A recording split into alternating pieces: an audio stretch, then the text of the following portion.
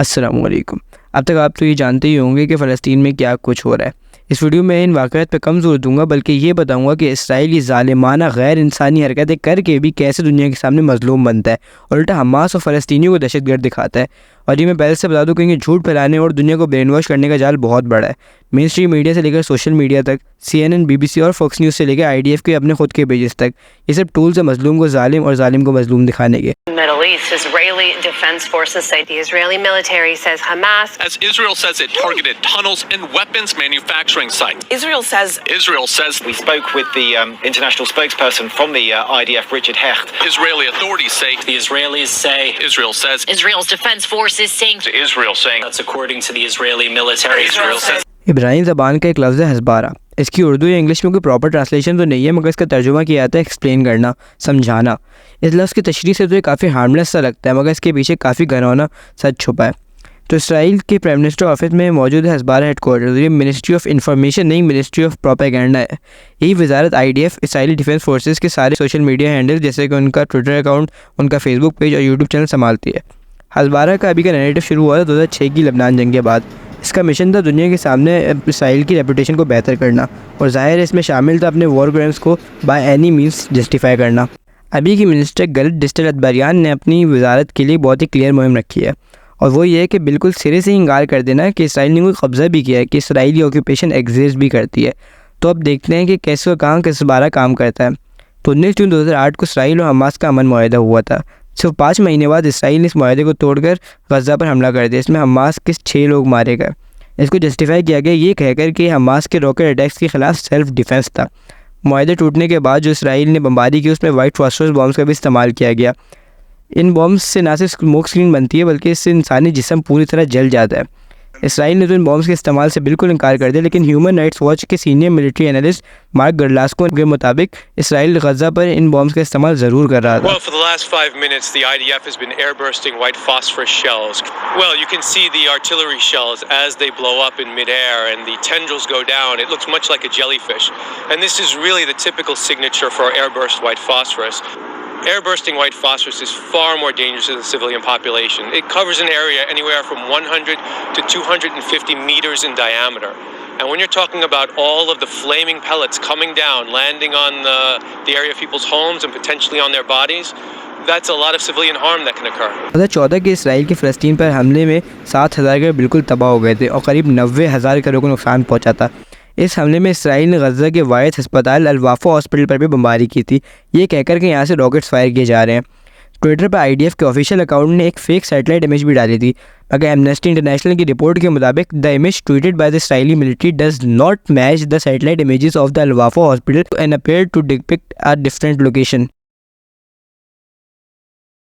फिर जब 2021 में इसराइल ने एक बार फिर गज़ा पर बमबारी की, तो इसराइली ऑफिशियल्स ने हज़ारों जर्नलिस्ट को बयान दिए। सिर्फ एक ही दिन में IDF के फॉरेन मीडिया स्पोक्सपर्सन ने 180 सहाफ़ियों को ब्रीफ किया।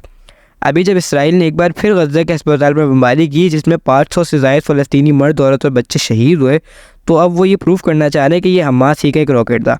जैसे ही धमाके की खबर आई थी, तो उन्होंने कहा कि हम इस वाक़े से बिल्कुल वाकिफ़ नहीं है। फिर उन्होंने कहा कि हमने अस्पताल को खाली करने का कह दिया था, यानी कि वो इस वाक़े की ज़िम्मेदारी लेते हैं। लेकिन फिर उन्होंने कहा कि this was a failed Islamic जहाज़ रॉकेट। ये इसराइल के झूठ की सिर्फ एक मिसाल है, ऐसी कई मिसालें आपको मिल जाएंगी। मगर फिर ये हज़बारा इन सब में कहाँ है? तो हज़बारा प्रोग्राम ने कई साल पहले इसराइली स्टूडेंट्स को हायर करना शुरू कर दिया था। इनका काम बस इतना था कि ये इंटरनेट पर एनोनिमस यूज़र्स बन के इसराइली प्रोपेगेंडा फैलाएंगे। इसके बदले इनको यूनिवर्सिटीज़ में स्कॉलरशिप मिलेंगी। इसके अलावा IDF के अपने ऑफिशियल पेजेस पर भी किस तरह झूठ फैलाया जाता है, ये भी देख लेते हैं। टिकटॉक पर इनके 2.25 लाख, यूट्यूब पर 5 लाख, इंस्टाग्राम पे 11 लाख और फेसबुक पे इनके 37 लाख फॉलोअर्स हैं। सबसे पहले तो इनके पेज की डिस्क्रिप्शन पढ़ लेते हैं। Defending our country since 1948।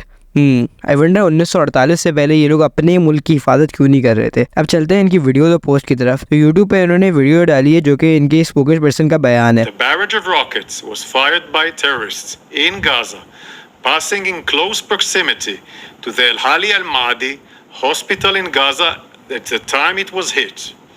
Intelligence from few sources that we have in our hands indicates that the Islamic Jihad is responsible for the failed rocket launch. जो लोग अभी ये कह रहे थे कि हमने हॉस्पिटल को इवैक्यूएट करने का पहले से ही बता दिया था, वो अब हमास पर इसकी जिम्मेदारी डाल रहे हैं। अब बस इसकी आंखों में देखें। eyes, chico. They never lie. TikTok पर ये पोस्ट करते हैं कि you either stand with Israel और यू स्टैंड विद टेररिज्म। बिल्कुल, वाकई में।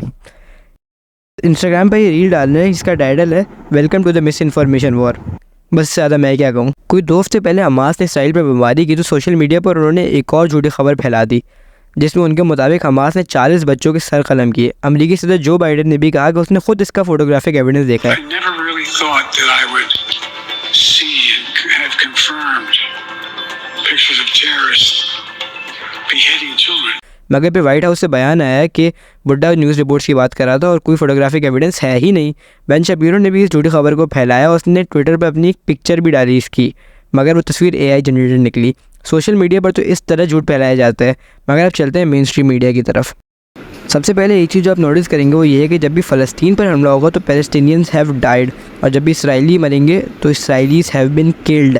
बहुत छोटी सी चीज़ लगती है मगर इससे काफ़ी फ़र्क पड़ता है। फिर हमास के पकड़े हुए इसराइली हॉस्टेज का जिक्र हर जगह में लेकर हर न्यूज़ इसे कवर करेगी, मगर जिस तरह इसराइल ने फ़लस्तीनी बूढ़े जवान और बच्चों को हिरासत में लिया हुआ और उन पर जाली केसेस बनाकर उन्हें जेलों में डाला हुआ है, उसका कहीं जिक्र नहीं है। एक और एजेंडा जो कि मीडिया की तरफ से पुश किया जा रहा है वो ये है कि इसराइल और फ़लस्तीन की 75 साल तारीख को बिल्कुल गटर में फेंक कर ऐसा दिखाया जा रहा है कि इसराइल एक नॉर्मल सा मुल्क था जिस पर बिला वजह 7 अक्टूबर 2023 को दहशतगर्द तंजीम हमास ने हमला कर दिया, और अब इसराइल अपने सेल्फ डिफेंस में गज़ा पर बमबारी कर रहा है। इस बात का बयान कहीं नहीं है कि इसराइल ओवर द ईयर्स किस तरह फ़लस्तीन की ज़मीन खाता गया, कैसे पिछली 7 दहाइयों से वहाँ पर जुल्म किए जा रहे हैं और अब तक करता हुआ आ रहा है।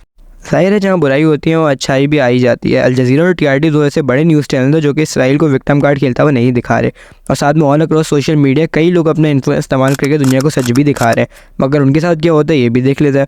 फ्रांस और Manchester United legend Eric Cantona ने अपनी इंस्टाग्राम पर फ़लस्तीन के हक़ में पोस्ट की और फ़ौरन इन पर एंटी-सेमिटिज़म के इल्ज़ाम लगना शुरू हो गए। इसके अलावा टीवी होस्ट पियर्स मॉर्गन भी काफ़ी कोशिशों में लगा हुआ है और 3 दिन में 3 अलग अलग लोगों से जलील हो चुका है। खासतौर पर बासिम यूसुफ वाला इंटरव्यू सबको ज़रूर सुनना चाहिए। Pierce, listen. I'm not saying that you're making excuse, but if you are adopting a certain point of view, you have to at least defend it. I'm telling you, there is no Hamas in the West Bank. What is the excuse? Not your excuse. What is the excuse to kill those people? You have just compared Israel with ISIS. No, I haven't. I don't see any comparison between. It's going to be the headlines tomorrow. Piers Morgan, Israel is ISIS. Israel के ख़िलाफ़ इतना कुछ सबूत होने के बावजूद भी कई लोग ज़ालिमों का ही साथ देंगे, और इन लोगों को सूरतुल बकरा की ये 7वीं आयत में भी जिक्र है। ख़तमल्लाहु अला क़ुलूबिहिम व अला समइहिम व